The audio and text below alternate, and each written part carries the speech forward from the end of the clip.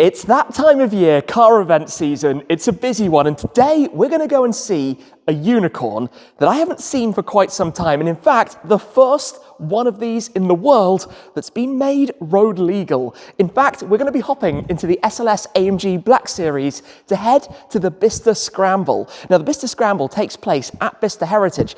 I've never been there before in my life, but it's a bit of an epicenter of automotive awesomeness. So today, I need to pull out the GT Black, pop down the SLS Black. It's always great to take an iconic Schmeemobile for a run out, and we're going to go and see a Jaguar C-X75 that's been made road legal. This is one of those mythical cars that nobody really knows all that much about, but I remember back in 2010 when I was at the Paris Motorshow seeing the car where it had been unveiled to the world. Jaguar producing a hybrid hypercar, remember, a couple of years ahead of the Holy Trinity, ahead of the 918 P1 and LaFerrari. Jaguar producing a 1.6 litre engine car with 2 electric motors, 888 brake horsepower, and some stunning looks. However, with the global economy, they decided not to put it into production. It wasn't the best time to sell a near-on £1 million Jaguar. I thought the thing looked amazing, so when it returned for the 2015 James Bond movie Spectre as a car that featured in the film, it was epic, and they made a run of them featuring Jaguar's stonking 5-litre V8 engine. However, those cars weren't road legal, but one customer, the owner of car number 7, has road legalized it, and that car is being presented today. It's going to be the first time to really get up close and take a proper look at one, and I'm quite excited about that because, well, it's been a while. It never really happened to the fullest extent, but today we're going to see a bit more about it. My plan of action then, considering as always we're running a little bit behind schedule, is to get the GT Black Series out, pop down the Benpack Auto Stacker, pull out the SLS Black Series, which means an epic cold start in a moment, to take that car up towards Bicester Heritage. Like I said, I've never been to the Scramblers event before. I know there's a ton of other stuff to go and see, lots of other interesting automotive locations. The little car company are there. There are going to be some really interesting cars around. So I felt like that was a pretty suitable Schmeemobile to take, kind of mixing it and taking different cars to different events. The SLS hasn't been out for a couple of months, so let me crack on with this, get the car swapped around. Let's get on the road. Hi guys, I'm Shmee. Hello and welcome back to the channel. Today, you join me to come to the Bicester Scramble event to go and see the Jaguar C-X75. First up is to pull out the GT Black Series, which means unplugging the C-Tech back here. Give that a release on the cable. Actually, I'm just going to leave this perched on the front. It makes life a little bit easier if all we're doing is pulling this car forwards to pull that down. Where am I going to put it? Somewhere over there. We'll figure it out. Let me go and get this started up and then get it out of the way.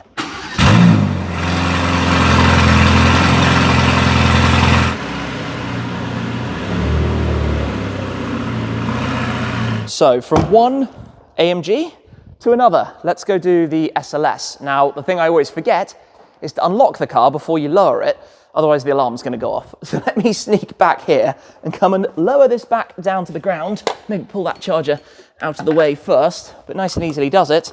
Up we go, and then ready in a second.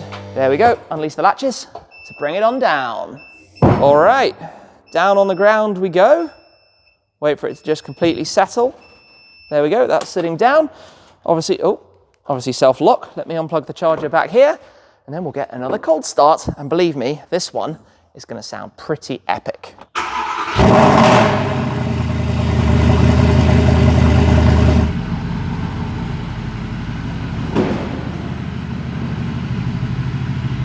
The thing with driving the SLS Black Series is that every single time I am back in this car, it is just awesome. I mean, that soundtrack is to die for. Unfortunately, a little bit congested here. We need to get some heat in it. This car hasn't been driven prior to today, I must confess, for something like 10 weeks, a little over 2 months, which goes a bit against my own rule. I don't really like a car to sit for 2 months, but I basically had today earmarked as the day to take this for an outing because it seems suitable, right?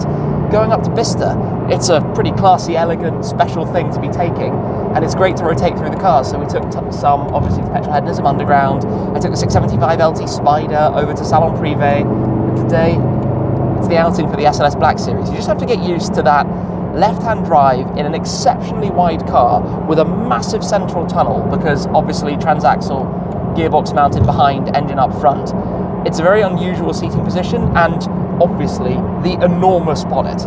It is a gigantic distance between here and the front of the car.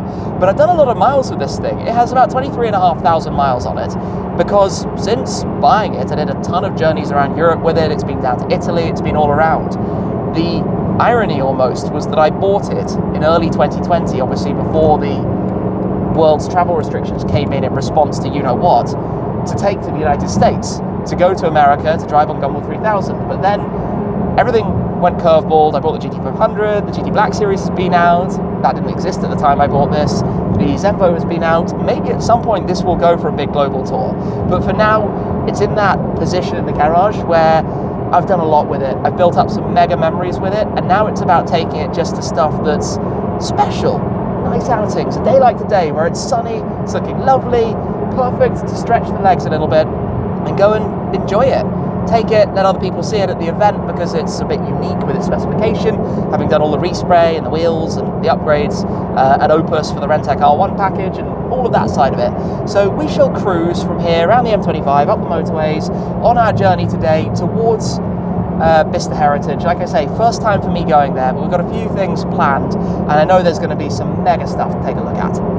We have found some lovely open English countryside lanes, and that is where this 6.2 litre V8 comes into its own. Those downshifts, you quickly forget, to be honest, how epic they are. Now, I'm not going to lie, one bad thing about this car is that the ride is rough.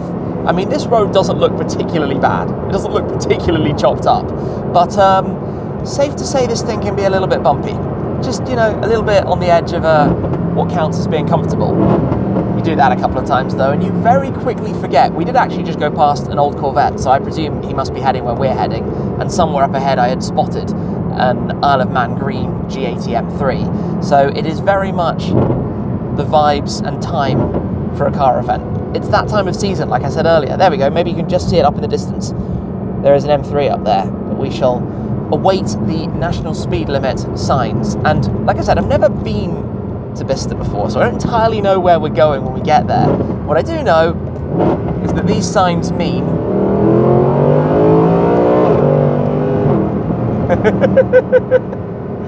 this car is silly.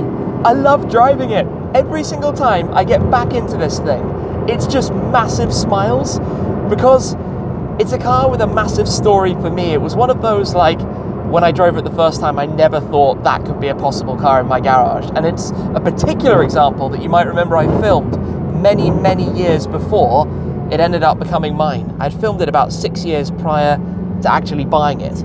And that's kind of cool, if I can say so myself, to know that I filmed this very one and then went on to buy it. It went on to be a Shmeemobile. Anyway, not too far to go, and we will go check out what's happening. I think that we are arriving. This is the entrance? Yes, this is it. We are going in gate 1 today, which is immediately on the right here. Gosh, it's looking busy in there. That's an Alpine A110R, I think, right in front of us there. So, let's, don't keep me in the middle of the road. Hopefully you can shuffle forwards, let the cars move forwards. Oh, this is awkward, kind of blocking traffic here, sir. Oh, it's an A110S, but it's got wing and full setup. If you like Alpines, I had no idea how many would be here. This is a full-on Alpine gathering. I've never seen so many before. I've seen that, the canoe thing on the right. Oh, this is going to be really interesting to go for a walk around, to go and see everything. There's a lot going on today, a lot of different activities and things and stuff, and as you can see, a ton of people. Little Car Company are over here on the right hand side. I'm going to go and visit them later on, see what they've got going on. Cool, this is a good vibe. Feels like summer, doesn't it?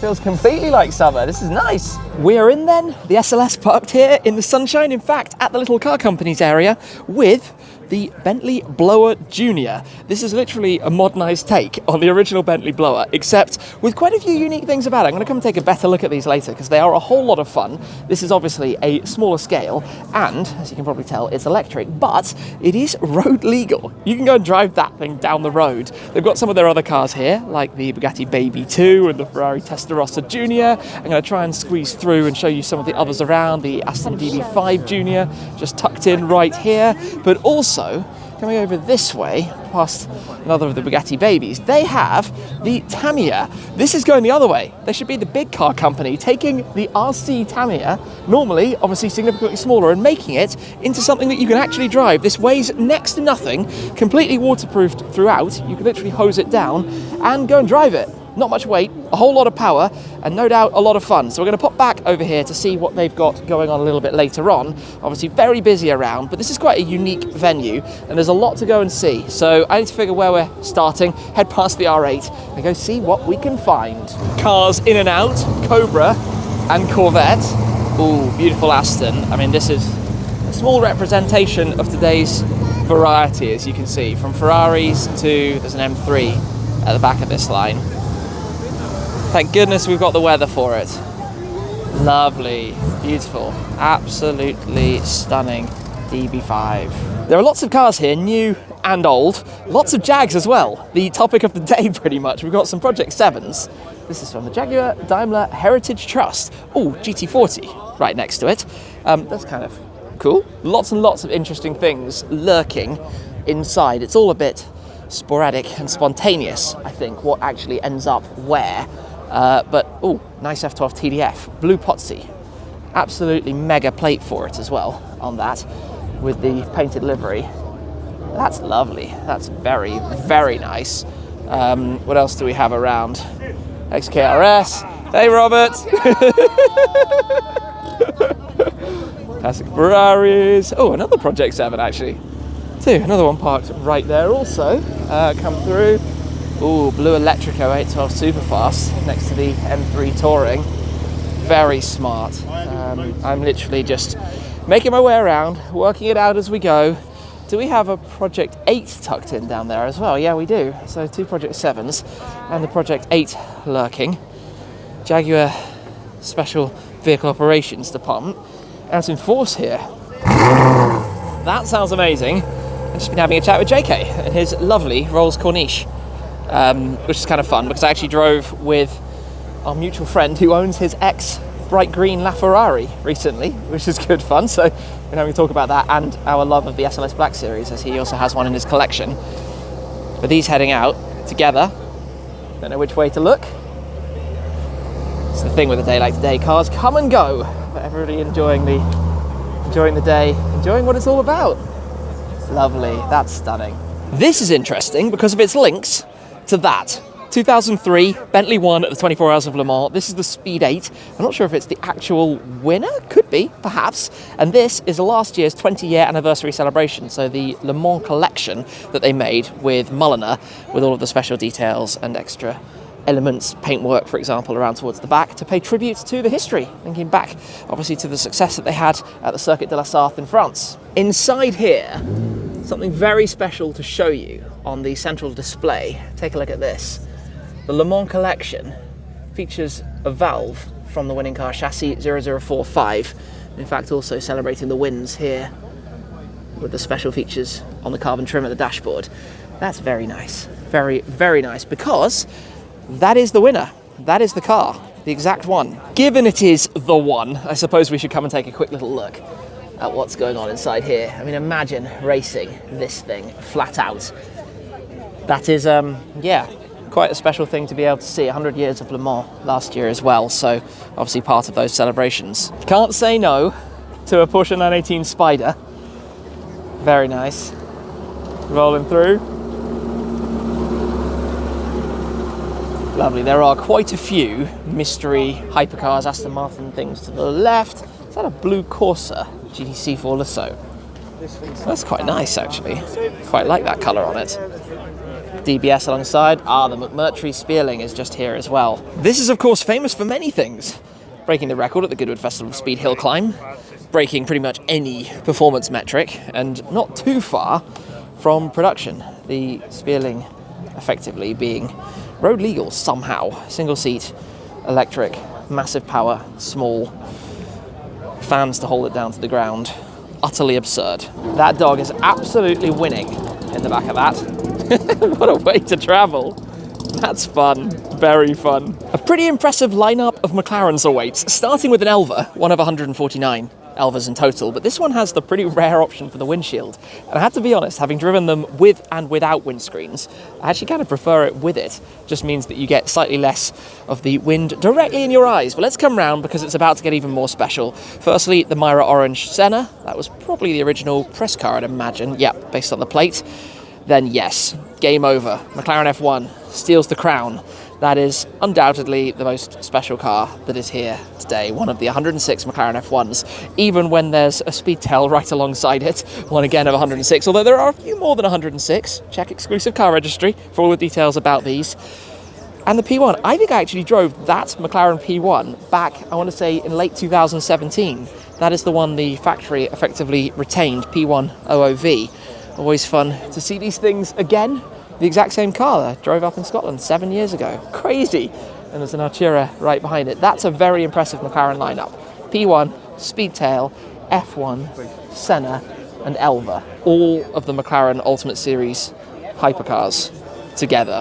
Has that even ever been done before? There's a lot to come and see out here, but I'm beelining this way because I heard that startup and I knew exactly what it was.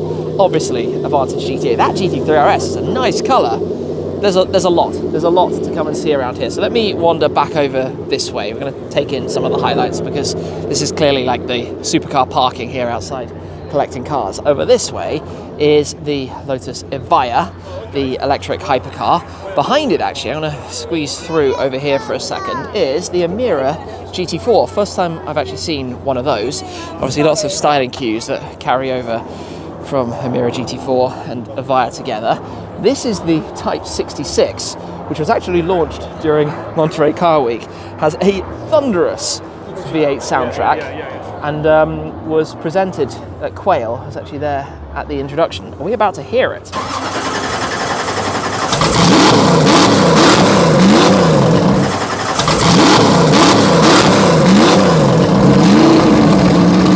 My goodness, that's loud. That's going to mean that everybody's running in. My cue to brake, because everybody's going to come here in a second. It's Fast Advantages, NSX just in the middle there. In fact, let me squeeze through over this way. Come towards the Porsches, all the GT3 RS. There's actually a ton of nice stuff around here. I'm going to come to the cars just here. 992 GT3 RS on this end of the line with its picnic table at the back with the RS, of course, the way this opens and closes to help with top speed. Reduced drag will give more. That's Nordic Gold Metallic PTS 992 GT3. Looks really nice. Very, very nice colour. And a GT2 RS as well. This is very much dog spotting around here. There are tons of dogs running around. Got to watch out where you're going. There's lots more down there. Over this side, I'm going to come to this 991.1 GT3 RS. Is that licht green? Birch green? Maybe one of those. Looks really, really nice actually. No shortage of very nice cars, even out here in the car park. I mean, where do we begin? Well, that's a nice 360 Spyder actually. Blue TDF exterior over the Kremer interior. Gated manual, of course. I actually have more and more of an itch for something like a 360 or a 430. The more time that goes by, that was the sound of the 458 Spyder just over there. That GT3 RS is actually Bav's car. He came to visit the museum with that recently. That car's actually been to my garage, a couple of 964s. RSR, I'm not entirely sure what that is. The Mercies though, this is a pre-LP Murcielago in balloon white. Quite an iconic colour for the car. Then we have an LP670 SV, obviously absolutely mega thing. Very, very special. Running a different wheel setup on it though. Is that a Singer? It's got stuff moving around all over the place. I think it's just a lovely, well-kept car. Looks really nice. Yeah, you kind of get the point. This is like a show itself, and this is technically the car park out here. This is technically just visitor parking. It goes on like this, non-stop. Totally epic, really, really cool. Just to poke a nose around and see what's here. Lovely little Targa. Well, look what is right here, plus the Pagani Huayra Roadster. In fact, this car was at Salon Privé. It's from Pagani of Manchester, but that is what I was looking forward to seeing. The Jaguar C-X75, the stunt cars that were made for the Bond movie, for Spectre, the car that was originally introduced, as I said, back at the Paris Motorshow in 2010. It was planned to have the 1.6 litre petrol motor with a twin charger, a supercharger and a turbocharger, plus the 2 electric motors. That was the original idea behind it, but the team at the time, CEO back then, effectively saying that no, it wasn't the right time to launch something like this to the market.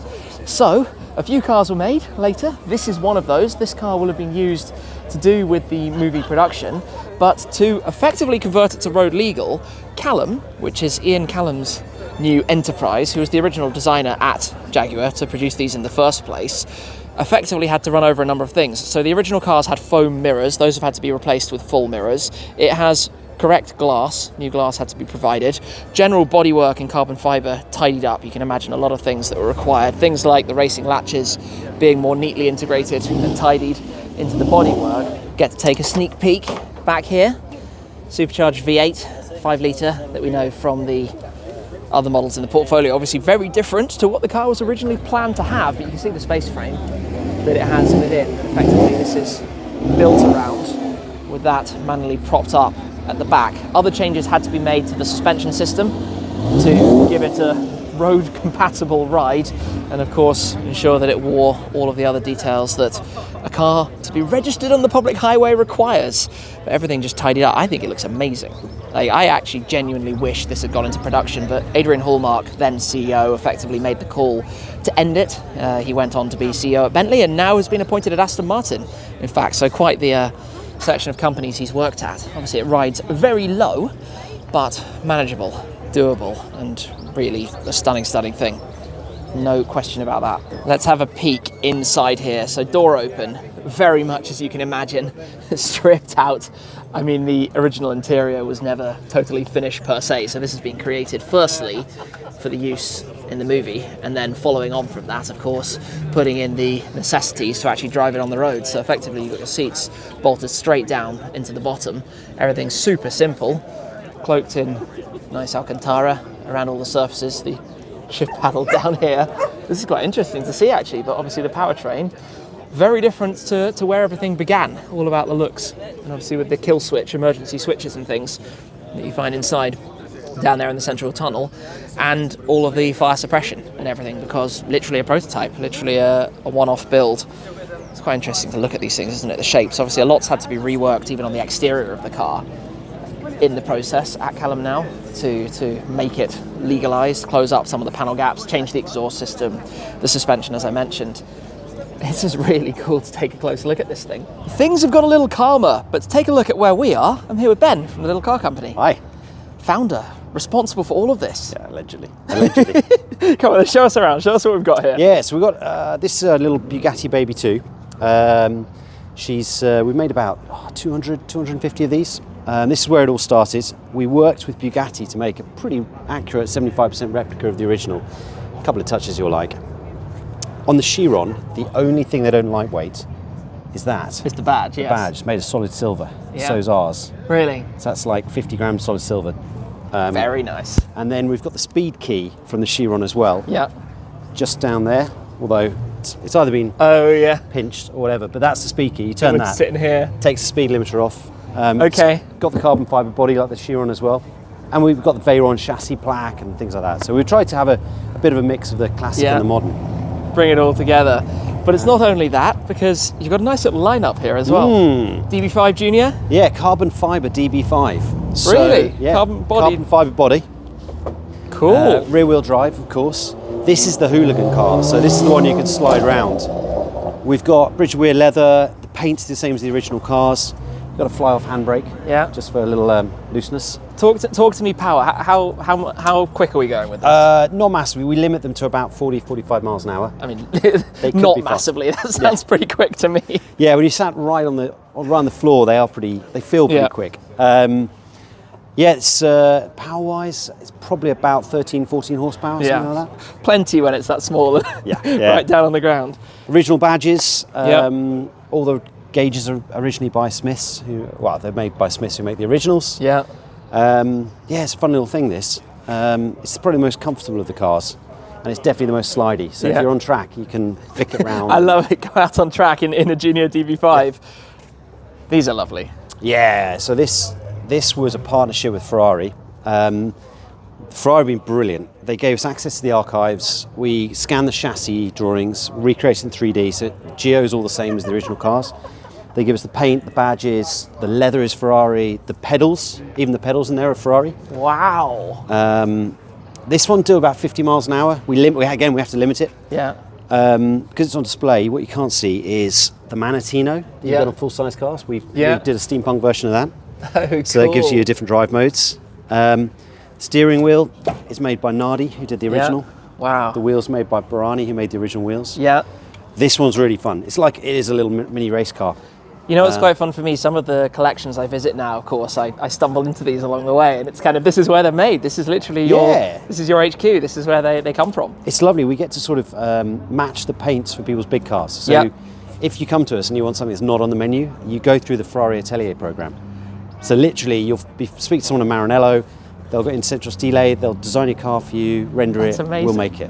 That's so cool. there must be people who have an original one-to-one real Testarossa. Yeah, we have the matching can't ones. say who our customers are. Of course. But no, we've got some amazing customers, and they've got some incredible collections. Yeah, I can imagine. Mind-blowing. I can imagine.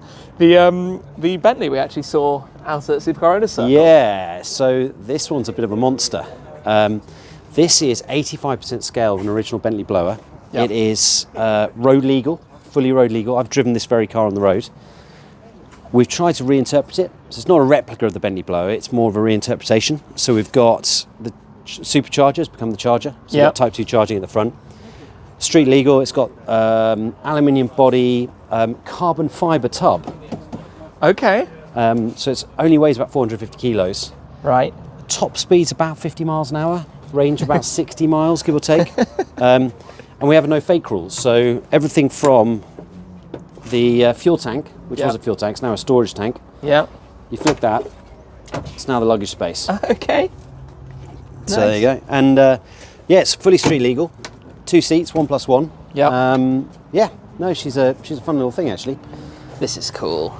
Looking at the dashboard, the details. Yeah, we try to keep as much as you can, but also the modern touches. So your modern Bentley, you get Comfort, Bentley and Sport as the 3 modes. Yeah. Got the same here and just switch between with what was the fuel pump. Yeah.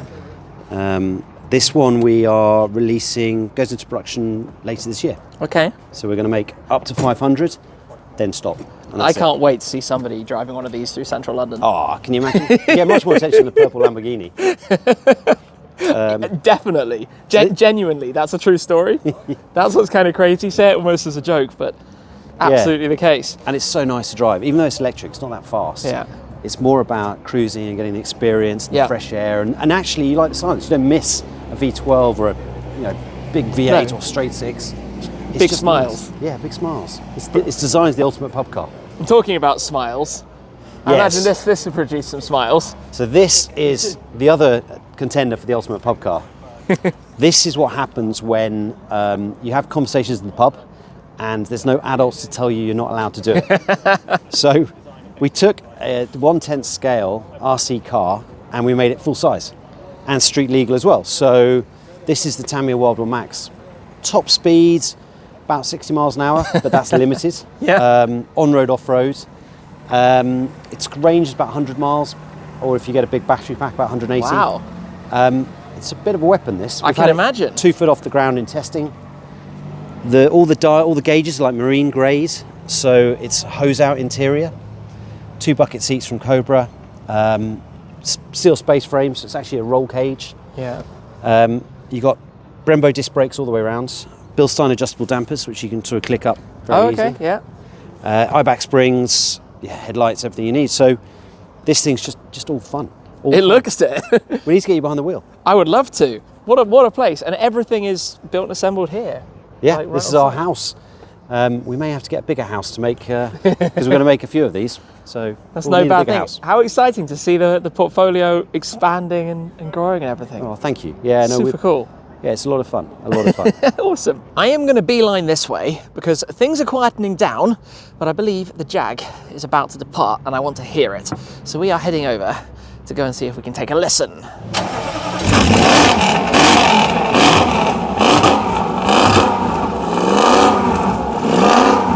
Well, that sounds significantly meatier than I anticipated.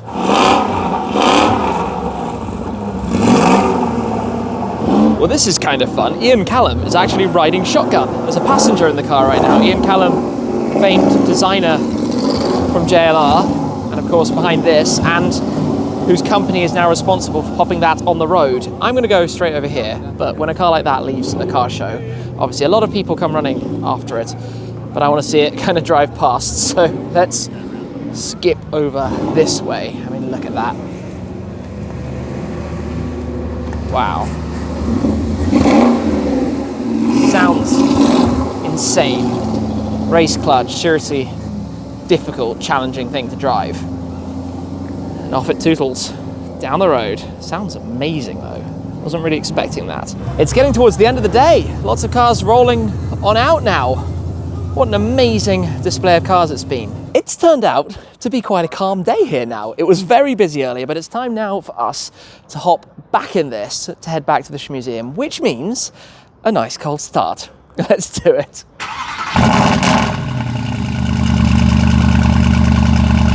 And because SLS, we can drive with the door up. Because why not, hey? I never really got to coming to see all of the Alpines here. That really was quite a little lineup of them all. But we are slowly and steadily making our way out. We got very quiet very quickly here. But that was a lot of fun. It was a really nice event here at the Bicester Scramble. For now, let's go hit the road.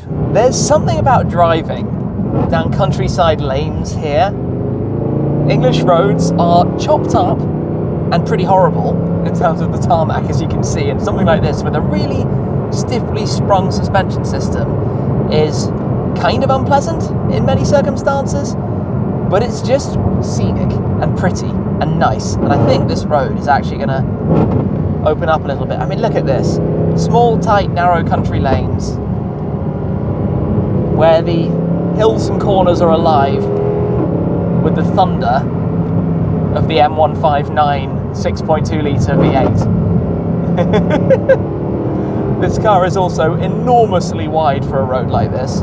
I feel like I'm sticking my side right into the ditch as we go through some of these corners. But 600 and something horsepower, plenty of cracks, sounds and fun. And the early days of dual clutch gearbox, there's still a bit of a kick, a bit of a feel, a bit of excitement from it. So a day out in the SLS Black Series is a good day. I mean, look at the way the road here just meanders backwards and forwards. It might be rough and bumpy, but it's a whole lot of fun. And you can hear those downshifts from in front, so I probably just scared this person a little bit because it's that loud. Hey, I'm not complaining. And we're back. It's been a long and exhausting day, but I've seen the C-X75. There might even be more to come with that. Actually met with Ian Callum, met with JK, met with Ant Anstead, who was there as well, met with tons of amazing people today. It's been actually awesome to go to Bicester Heritage, to see the whole site. So a big thanks to the team at Bicester Motion, and a big thanks to Ben and the team as well at the Little Car Company for showing us around, for being part of it. The SLS is, of course, one of the ultimate Shmee-mobiles. It's been great to get this thing out. It's always good fun to take a car as special as this out and go and drive it. 100 and something miles on the clock. Just enjoy what the car's built for. On a day like today, thankfully, without any major traffic jams, just enjoying the roads, going out for a drive. Now, obviously, a couple of cars here are not where they're staying, and I need to work that one out. But I kind of want a bit of a shuffle around anyway. So now might be a good time to do that. We've actually got Hart's Car Spa coming soon to clean up quite a few of the cars that have been just left since petrol hedonism underground and other stuff. We'll get to that. For now, thank you very much for watching. I hope you enjoyed this video. That's for this time though. I'll see you again very soon. Cheers.